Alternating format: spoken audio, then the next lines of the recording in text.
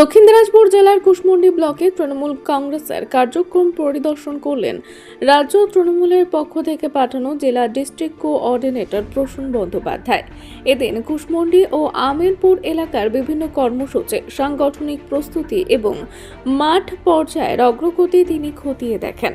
পরিদর্শনকালে উপস্থিত ছিলেন দক্ষিণ দিনাজপুর জেলা তৃণমূল সভাপতি সুভাষ ভাওয়াল, কুশমন্ডি বিধানসভার বিধায়িকা রেখা রায়, জেলা পরিষদের সহকারী সভাধিপতি অম্বরীশ সরকার, জেলা পরিষদের খাদ্য কর্মাধ্যক্ষ রূপসানা খাতুন, কুশমন্ডি ব্লক তৃণমূল সভাপতি করিমুল ইসলাম, কুশমন্ডি পঞ্চায়েত সমিতির কৃষি কর্মাধ্যক্ষ রেজা জাহির আব্বাস সহ বিশিষ্ট নেতৃত্বরা। এসআইআর কার্যক্রমকে আরও গতিশীল করতে এই পরিদর্শন অত্যন্ত গুরুত্বপূর্ণ বলে মনে করছেন জেলা নেতৃত্ব। এই প্রসঙ্গে জেলা ডিস্ট্রিক্ট কোঅর্ডিনেটর প্রসূন বন্দ্যোপাধ্যায় জানান, আগে আমরা ব্লকে প্রপারে আমাদের সম্মানীয় বিধায়িকা জোবায়রুল হয়েছে, সেখানে বাংলার মানুষের উপরে এসআইআর দাবি।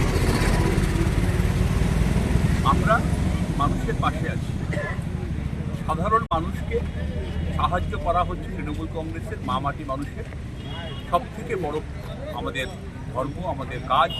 আমরা মনে করি এটাই আমাদের সব থেকে বড় নিষ্ঠার কাজ। সেই কাজে প্রতি হয়েছে আমাদের সমস্ত সহকর্মী। আমরা এখানে সকলেই সহযোদ্ধা। আমরা একসাথে কাঁধে কাঁধ মিলিয়ে মানুষের পাশে দাঁড়ানোর জন্য কীভাবে মানুষের পাশে দাঁড়ানো যায় এই চেষ্টাই করছি।